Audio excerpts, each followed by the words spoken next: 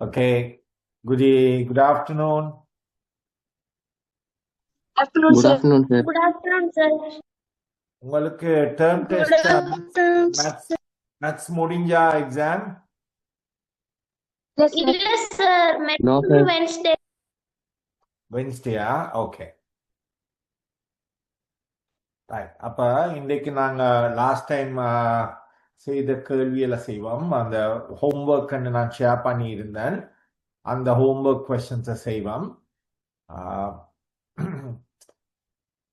அதாவது அர்ச்சரக அறிந்த கோவைகளை கொண்ட பின்னங்களை எப்படி தீர்க்கலாம் என்று. ஓகே, இதுல முதலாவது உதாரணத்தை பார்ப்போம். இதுல உங்களுக்கு செய்யக்கூடியதா இருந்துச்சா இந்த கொஸ்டின்ஸ், இந்த கேள்விகள்? ஹோம்ஒர்க் ஷேர் பண்ணான் இந்த குரூப்ல. Okay, good. ஓகே, பார்ப்போம். முதலாவது உதாரணத்தை செய்து பார்ப்போம். முதலாவது உதாரணம் எக்ஸ் சக 3 கீழ் எக்ஸ் வர்க்கம் மறை 1 சக 1 கீழ் எக்ஸ் சக 1. இந்த உதாரணத்துல நாங்க சொல்லியிருக்கோம், பின்னங்களை கூற்ற அல்லது கழிக்கிறேன்னா அதன் பகுதி எண்கள் சமனாக இருக்கணும். பகுதி எண்கள் ஒன்றாக இருந்தால்தான் நாங்க தொகுதியை கூட்டலாம் அல்லது கழிக்கலாம். இந்த உதாரணத்துல முதலாவது என் பகுதி எண் எக்ஸ் வர்க்கம் மறை 1, இரண்டாவது என் பகுதி எண் எக்ஸ் சக 1. நாங்க இந்த பகுதி எண்களின் போமாசியை காண முதல் நாங்க இந்த லாஸ்ட் டைம் செய்த உதாரணங்கள் படி போமாசியை கண்டுனாங்க. பகுதி எண்கள் வெவ்வேறுண்டா இந்த பகுதி எண்கள போமாசியை காண முதல் இது ஒரு வர்க்கத்தை கொண்ட ஒரு கோவை என்றபடியா இதை நாங்க முதல் சுருக்கக்கூடியதா இருக்கணும். எக்ஸ் வர்க்கம் மறை 1. எக்ஸ் வர்க்கம் மறை 1 காரணிகளை எப்படி எழுதலாம்? இது நாங்க படிச்சிட்டோம் ஆல்ரெடி, நீங்களும் கிளாஸ்ல படிச்சிருப்பீங்க. எக்ஸ் வர்க்கம் மறை 1 காரணிகளை எப்படி எழுதலாம்? இது எக்ஸ் வர்க்கம் ஏ வர்க்கம் மறை பி வர்க்கம் என்ற வடிவில் இருக்கு. ஏ வர்க்கம் மறை பி வர்க்கம் என்ற வடிவில் இருந்தா அதன் காரணிகளை எப்படி எழுதலாம்? யாருக்கு தெரியும்?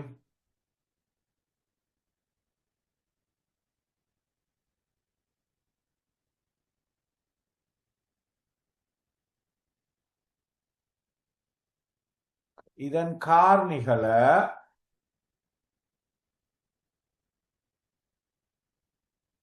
எக்ஸ் வர்க்கம்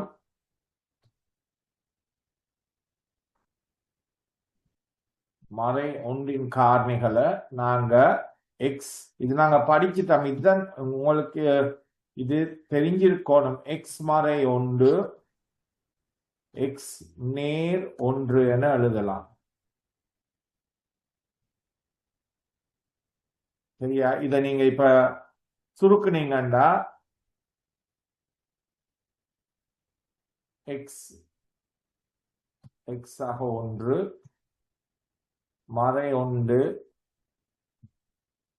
எக்ஸ் ஆக 1. இதை நீங்க இன்னும் சுருக்குனீங்கன்னா எக்ஸ் எக்ஸால பெருக்கினா எக்ஸ் வர்க்கம், எக்ஸ் ஆக எக்ஸ் தர 1 எக்ஸ் ஆக எக்ஸ், மறை 1 எக்ஸ பெருக்கினா மறை எக்ஸ், மறை 1 நேர் 1 பெருக்கினா மறை 1. ஆகவே எக்ஸ் வர்க்கம் சக எக்ஸ் மறை எக்ஸ் இது ரெண்டும் விட்டு கேன்சல் ஆகிடும். ஆகவே மிச்சம் எக்ஸ் வர்க்கம் மறை 1. அதுதான் இதுல கொடுக்கப்பட்டிருக்குது. சரியா? ஆகவே எக்ஸ் வர்க்கம் மறை 1 என்பதன் காரணிகள் எக்ஸ் மறை 1 எக்ஸ் நேர் 1 என்று எழுதலாம். இது நீங்க படிச்சிருக்கிறீங்களா? காரணிகள், முதன்மை காரணிகள் பின்னங்களின் வகுப்புல படிச்சு இல்லையா? படிச்சிருக்கீங்க. ஓகே, அப்ப இதன் எக்ஸ் வர்க்கம் மறை 1 காரணிகள் எக்ஸ் மறை 1 எக்ஸ் நேர் 1. சரியா? ஆகவே அதன் காரணிகள் எக்ஸ் மறை 1 எக்ஸ் நேர் 1. இரண்டாவதுல இருக்கிறது எக்ஸ் நேர் 1. ஆகவே அதன் காரணிகள் எக்ஸ் நேர் ஒன்றாக இருக்கும்.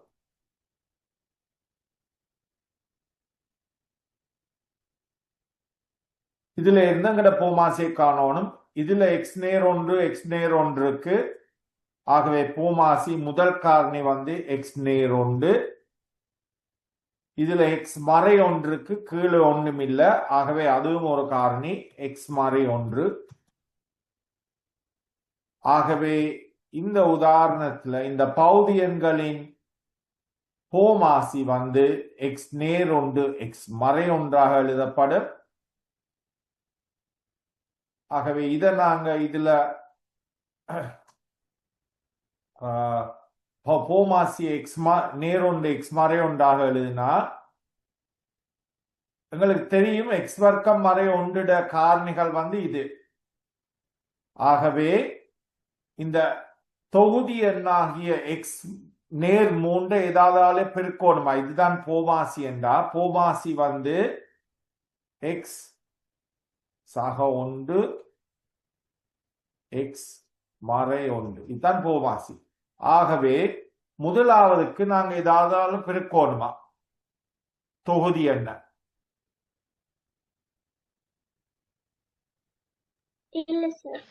தொகுதி என்ன பெருக்க தேவையில்லை என்ற அதன் காரணிகள் எக்ஸ் வர்க்கம் மறை ஒன்றென்ற காரணிகள் வந்து இது. ஆகவே பகுதி எண்ணும் இதுவும் சமன். ஆகவே அதன் தொகுதி என்ன நாங்க ஒன்றாலையும் பெருக்க தேவையில்லை. ஆகவே அதை நீங்க எக்ஸ் சக 3 எழுதுவீங்க.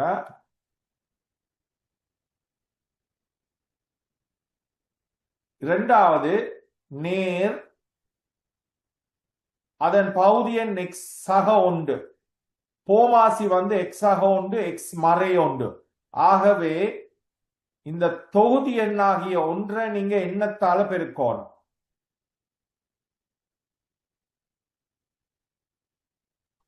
எக்ஸ் ஒன்னால பெருக்கணும். எக்ஸ் மறை ஒன்றால பெருக்கணும். சரியா? ஆகவே அதன் பகுதி எண் எக்ஸ் நேர் ஒன்று எக்ஸ் மறை ஒன்று.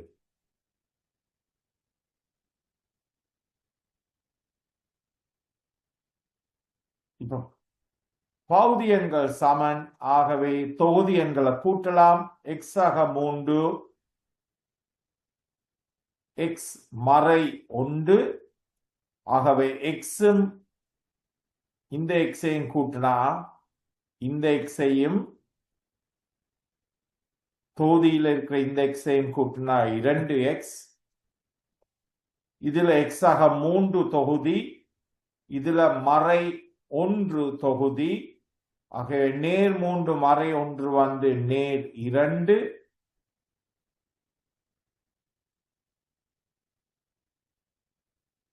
அதன் கீழ் அதன் காரணிகள் எக்ஸ் ஆக 1 எக்ஸ் மறை 1. இதை நீங்க இன்னும் சுருக்கலாம். தொகுதி எண்ல 2 பொதுவாக எடுக்கலாம். 2 பொதுவாக எடுத்தோம்னா அடைப்புக்குறிக்குள்ள இருக்கிறது எக்ஸ் நேர் 1 பகுதி எண் எக்ஸ் நேர் 1 எக்ஸ் மறை 1. எக்ஸ் நேர் 1 தொகுதி எண் எக்ஸ் நேர் 1 பகுதி எண் அது ரெண்டும் வெட்டுப்படும். வெட்டுப்பட்ட மிச்சம் 2 கீழ் எக்ஸ் மறை 1. விளங்கிச்சா இது?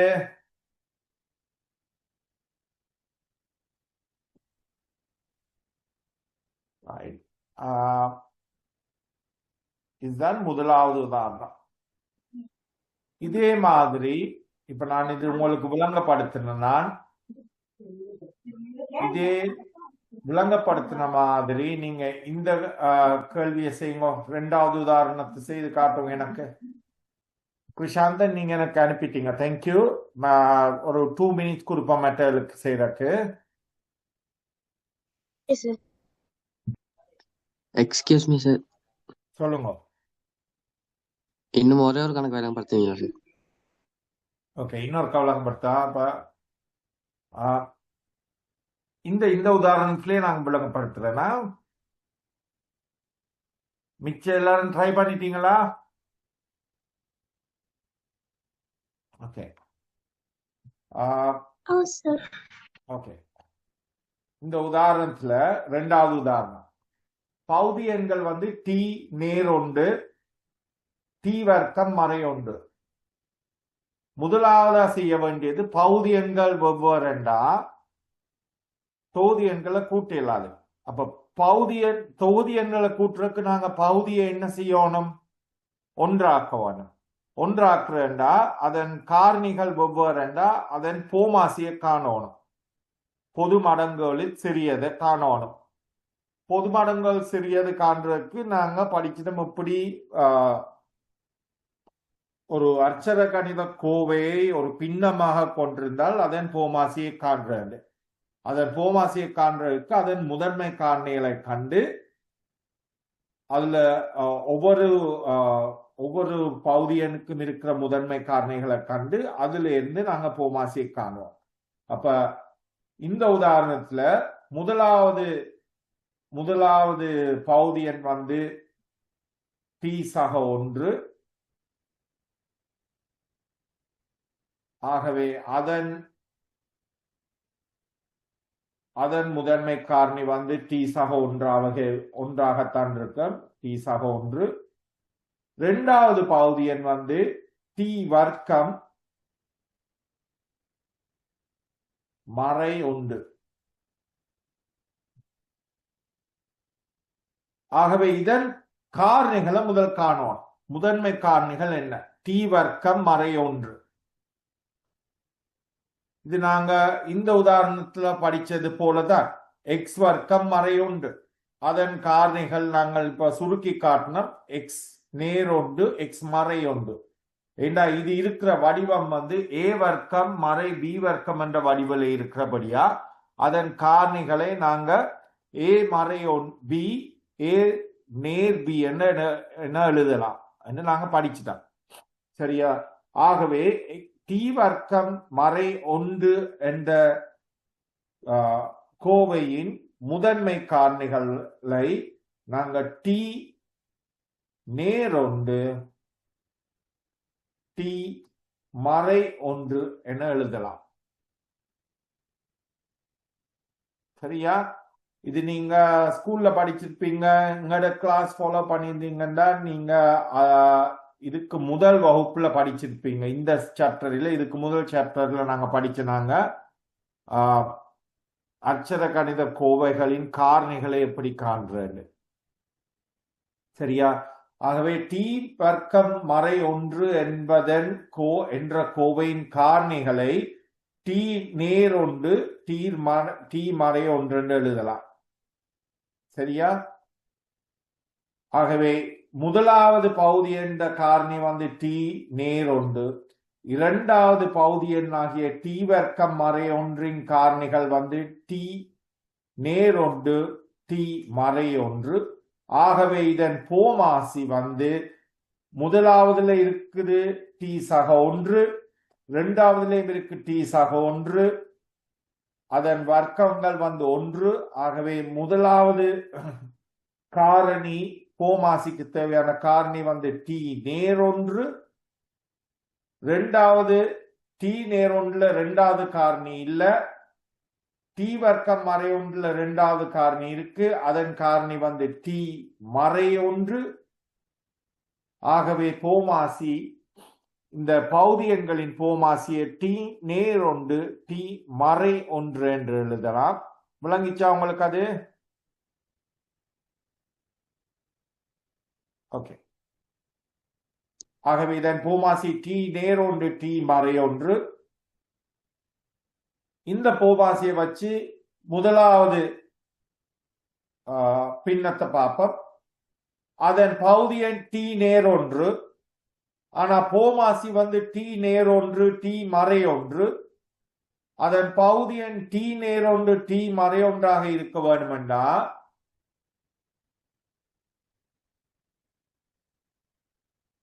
இதன் பகுதி எண் டி நேர் ஒன்று, டி மறை ஒன்றாக இருக்கணும்டா தொகுதி என்ன இதால நாங்க பெருக்கணும்.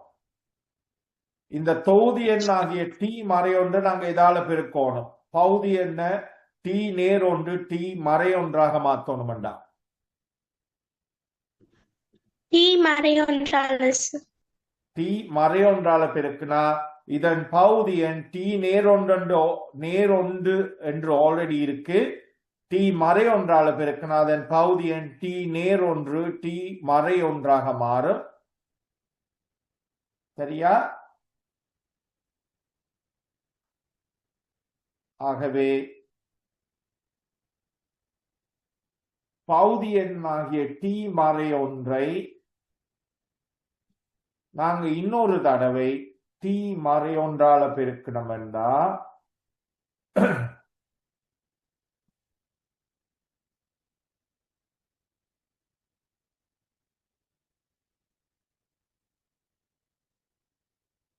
இந்த மாதிரி எழுதலாம். இந்த டி மறையொன்றும் டி மறையொன்றும் வெட்டுப்பட்டு சென்றா கிடைக்கிற விட டி மறையொன்று டி நேரொன்று அதுதான் இதுல இருக்குது. ஆகவே எங்க சமன்பாடு மாறையில நேர் இதன் பகுதி எண்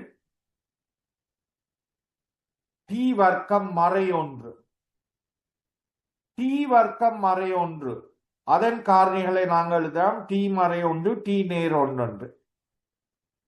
அதான் நாங்க இதில் எழுதியிருக்கிறோம். டி வர்க்கம் மறையொன்றின் காரணிகளை டி நேர் ஒன்று டி மறையொன்று எழுதாம். ஆகவே இதன் காரணிகளை டி நேரொன்று டி மறையொன்றாக எழுதலாம். அதுதான் எங்கட போமாசி. ஆகவே இந்த பின்னத்தை நாங்க ஏதாவது பெருக்கணுமா? பகுதி என்ன போமாசிக்கு இல்ல, பெருக்க தேவையில்லை. ஆகவே தொகுதி எண்ணையும் பெருக்க தேவையில்லை.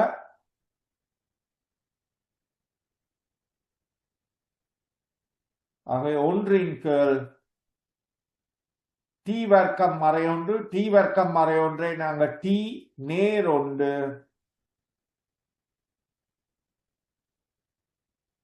டி மறையொன்று என்று எழுதலாம். இப்ப பகுதி எண்கள் ரெண்டும் சமன். பகுதி எண்கள் ரெண்டும் சமன்.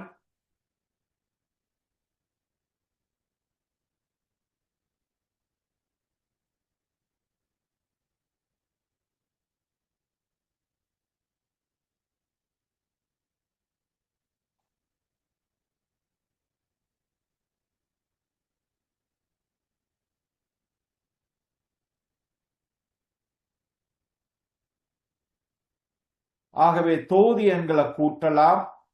தொகுதி எண்கள் டி மறையொன்று டி நேர் மறையொன்று டி மறையொன்று. அப்ப இதை நாங்க பெருக்கணும் வேண்டா. டி மறையொன்று டி மறையொன்று எப்படி எழுதலாம்? டி மறையொன்று டி மறையொன்று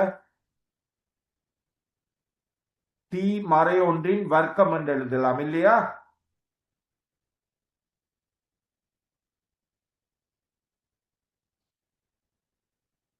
எழுதலாமா அப்படி?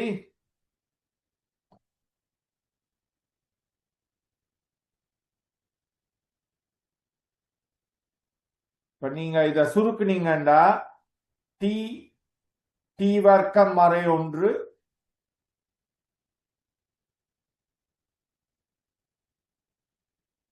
இதை நீங்க சுருக்கலாம் தானே? இப்படி இதுல மேம்படுத்தீங்கன்னா நாங்க சுருக்கலாம். டீயால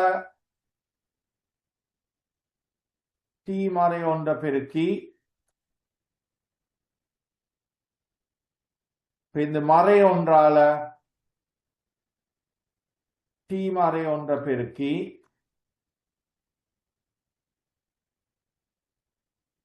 சக ஒன்று அதன் கீழ் எங்களோட பகுதி எண் டி நேரொன்று டி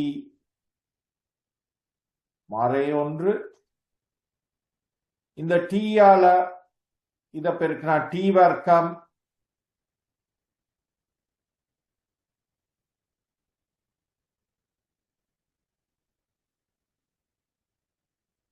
டி மறையொன்று மறை டி மறையொன்று டி மறை டி மறை ஒன்று தர மறை ஒன்று நேர் ஒன்று. இப்ப நீங்கால நேர் ஒன்று இருக்கு, நேர் ஒன்று கேள் டி நேர் ஒன்று டி மறை ஒன்று. இதை நீங்க மேலும் சுருக்குனீங்கண்டா டி வர்க்கம் மறை டீயும் மறை 2t. இதுல நேர் ஒன்றுக்கு, இதுல நேர் ஒன்றுக்கு, இதுல நேம் சுருக்குனீங்கண்டா நேர் 2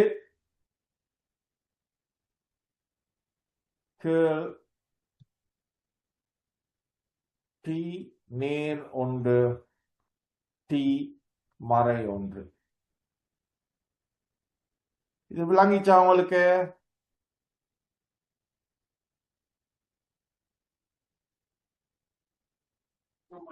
Yes, sir. ரைட். அது உங்களுக்கு விளங்கி இருந்தா இதெல்லாம் முக்கியம். உங்களோட கிரேட் 10க்கு இது நல்லா விளங்கணும் உங்களுக்கு. அட்சர கணித கோவைகள், பின்னங்கள், போமாசி, பின்னங்களின் போமாசி, அட்சர கணித கோவைகளின் காரணிகள் எல்லாம் நல்லா விளங்கி இருக்கணும். அடுத்தடுத்த டாபிக்ஸ் போறதுக்கு உங்களுக்கு அது விளங்கி இருந்தா கொஞ்சம் கடினமான ஒரு உதாரணத்தை தான். கொஞ்சம் கடினம், அவ்வளோ இல்லை. நாங்க இதை ஆல்ரெடி படிச்சிட்டோம். இந்த உதாரணத்தை செய்யுங்க. முதலாவது பகுதி என்ற காரணிகளை முதல் காணணும். பேந்து 2வது பகுதி என்ற காரணிகளை காணணும். அந்த காரணிகளை கண்டாப்புறது நீங்க அதன் போமாசியை காணணும்.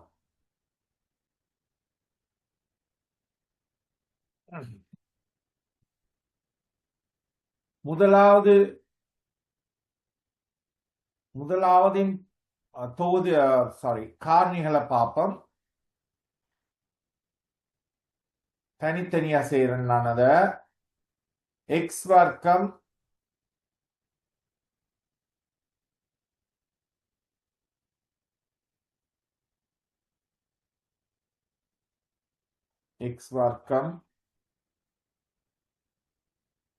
நேர் எக்ஸ்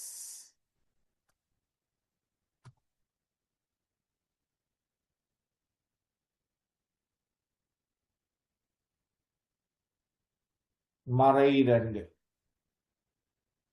இதன் காரணிகளை எப்படி காண்றது? நாங்க படிச்சுட்டோம். இது எக்ஸ் வர்க்கம் சக XY சக சி என்ற வடிவில் இருக்கோ.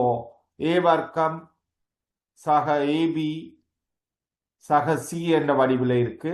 இப்படி இருந்தா நாங்க எப்படி காரணிகளை காணணும்? முதலாவது எக்ஸ் வர்க்கத்தின் வலுவையும் 3வது எண்ணையும் பெருக்கி, அதுல எண்ணையும் பெருக்கினா என்ன விட வரும்? மறை 2 எக்ஸ் வர்க்கம். அந்த மறை 2 எக்ஸ் வர்க்கத்தை எடுக்கக்கூடிய பெருக்கங்கள் என்ன? மறை 2 எக்ஸ் வர்க்கம் என்று வரக்கூடிய பெருக்கங்கள் என்ன?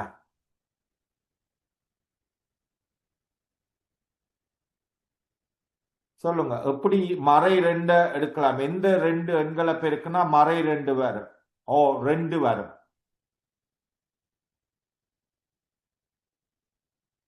சார், 1ஐயும் 2ஐயும் பெருக்குனா 2 வரும். சரியா? ஆகவே 1ஐயும் 2ஐயும் பெருக்குனா 2 வரணும். அதாவது இதன் முதலாவது எக்ஸ் வர்க்கத்தில் இருக்கிற வலுவையும் கடைசியா இருக்கிற எண்ணையும் பெருக்குனா மறை 2x. அப்ப நாங்க மறை 2x வரணும்டா நீங்க மறை 2 நேர் 1 பெருக்கலாம், இல்லாட்டி நேர் 1 மறை 2 பெருக்கலாம். சரியா?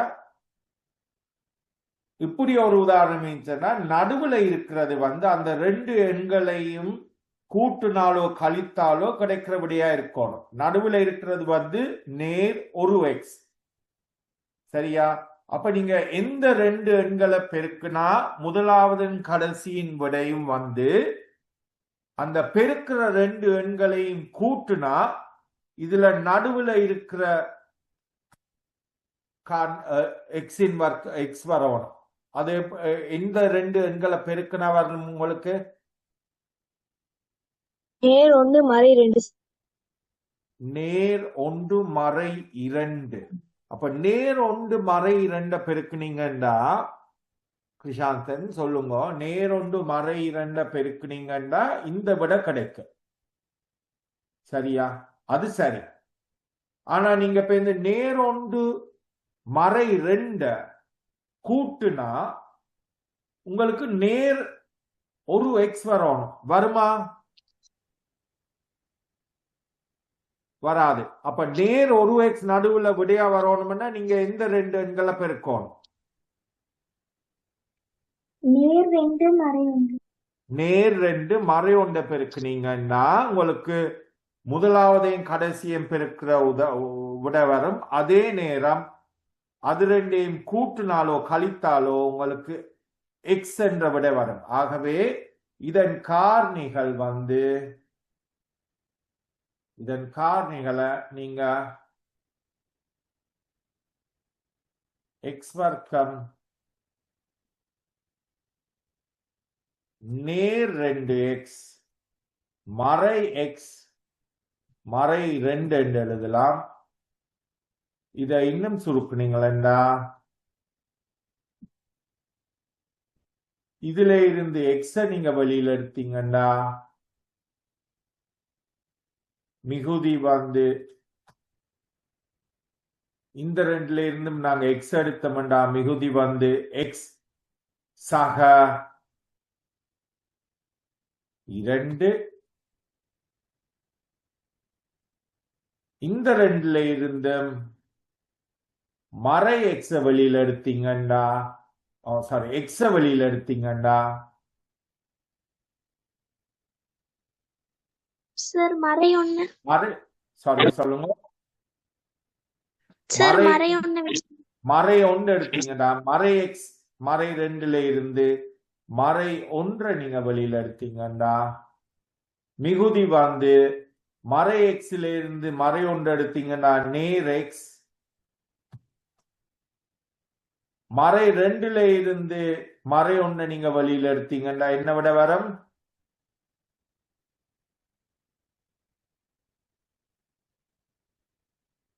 நேர்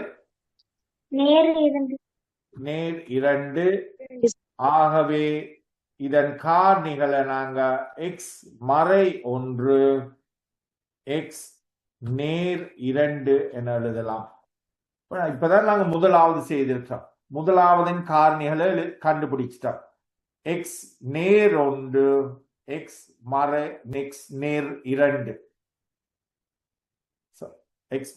எக்ஸ் மறை 1 எக்ஸ் நேர் 2 என்ற காரணிகளை கண்டுபிடிச்சிட்டோம். அது முதலாவதுக்கு.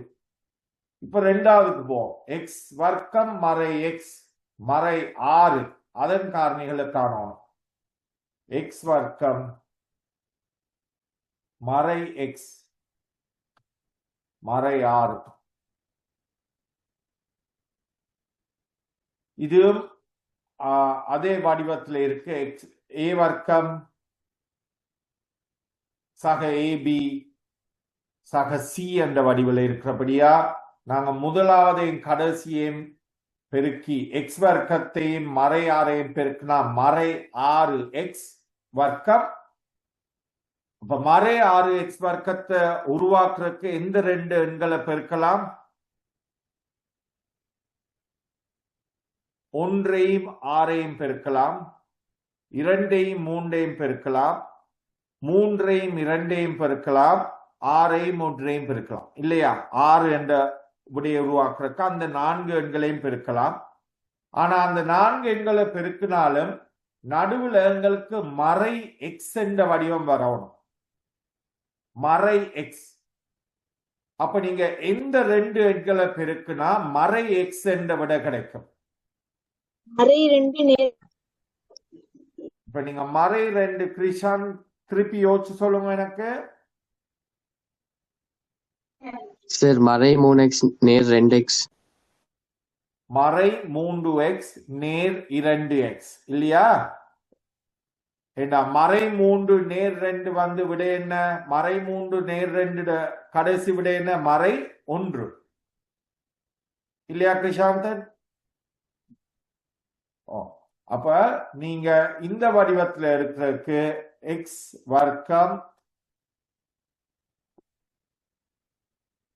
மறை 3x நேர் 2x மறை 6 என்று எழுதலாம்.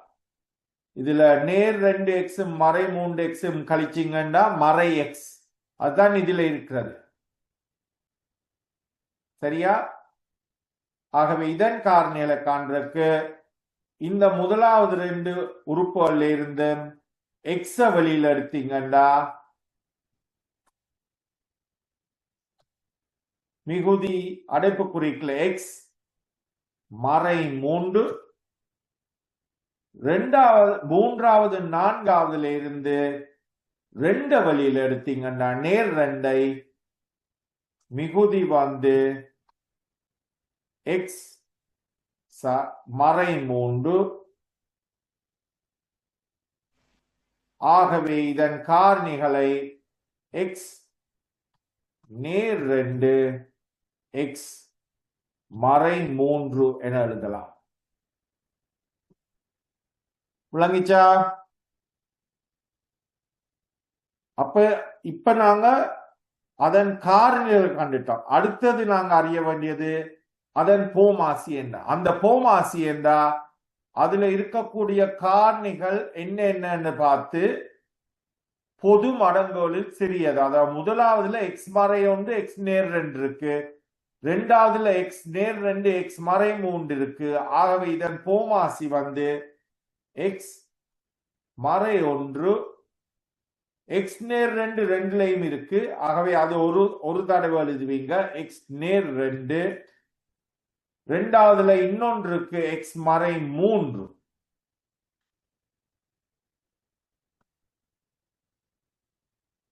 இதுதான் போமாசி. அப்ப முதலாவது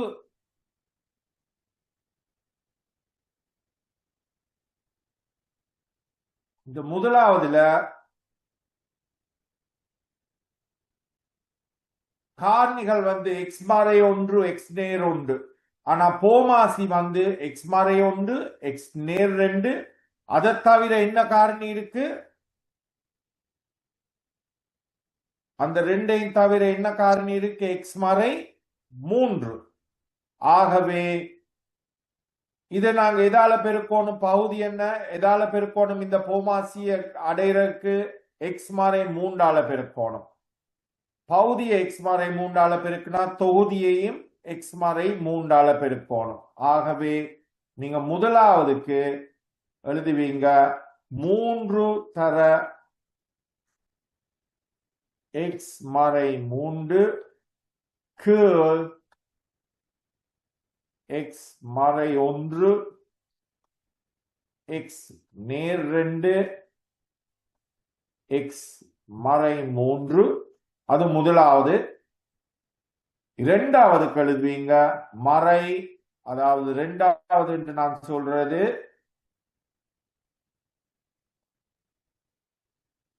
இத அதன் காரணிகள் வந்து எக்ஸாக 2 எக்ஸாக 3. ஆனா போமாசில எக்ஸாக 2 எக்ஸ் மறை 3 இருக்கு. இந்த போமாசி அடைறதுக்கு ரெண்டாவது பகுதி எண்ணை எக்ஸ் நேர் 1ஆல பெருக்குவீங்க. ஆகவே பகுதி எண்ணை எக்ஸ் நேர் 1ஆல எக்ஸ் மறை 1ஆல பெருக்குவீங்க. பகுதி எண்ணை எக்ஸ் மறை 1ஆல பெருக்குனா இங்க தொகுதி எண்ணையும் எக்ஸ் மறை 1ஆல பெருக்கணும்.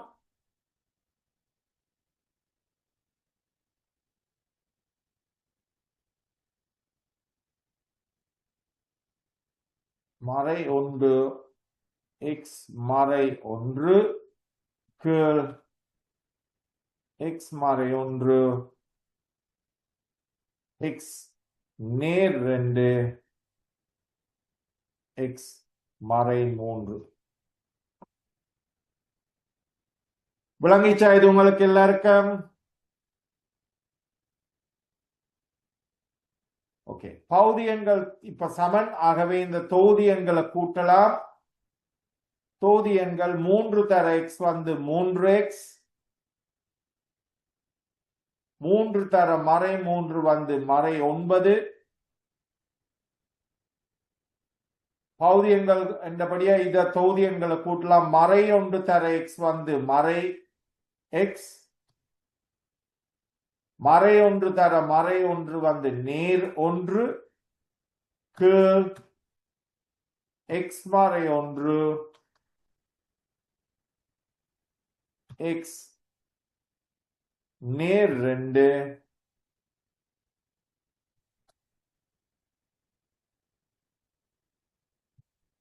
எக்ஸ் மறை 3. இதை இன்னும் சுருக்கணும்டா, 3x மறை x வந்து 2x, மறை 9 நேர் 1 மறை 8, கீழ்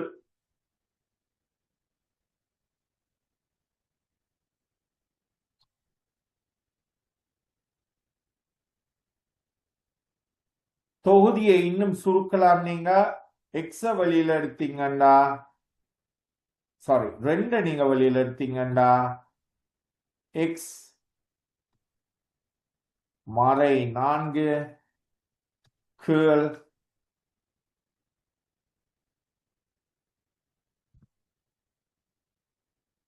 இப்படி எழுதலாம்.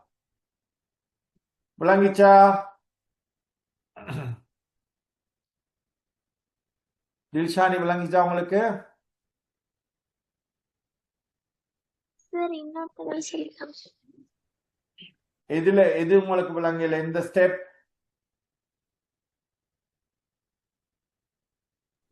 இதுல சார் அந்த அந்த போமாசி 3x கண்டது ஆய விளங்கிச்சா? 9 விளங்கல? 3x ஆய 9 x ஆக 1 சார். ஓகே, ஏண்டா இந்த பகுதி எண்கள் சமன் விளங்கிச்சா இதுல? ஓ சார்.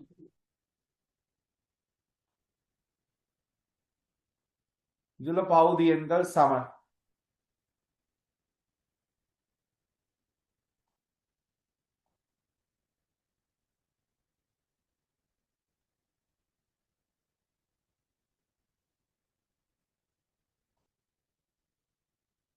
ஆகவே இந்த தொகுதி எண்களை கூட்டலாம் இல்லையா? பகுதி எண்கள் சமன் என்றபடியா அதன் தொகுதி எண்களை கூட்டலாம்.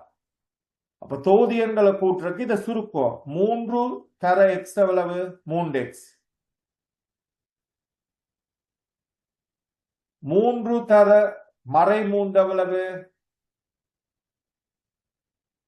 அந்த எல்லோ இதை கிராஸ் பண்ணுங்க. அதுல கிருஷாந்தன் 3 தர மறை 3 எவ்வளவு? தில்ஷானி மறை 9 சார். மறை 9. அப்ப 3x மறை 9. அது விளங்கிச்சா உங்களுக்கு? ஓ சார். ஓகே, அது முதலாவது தொகுதி எண். இரண்டாவது தொகுதி எண் மறை 1 அடைப்புக்குறி எக்ஸ் மறை 1. அப்ப மறை 1 தர எக்ஸ் எவ்வளவு?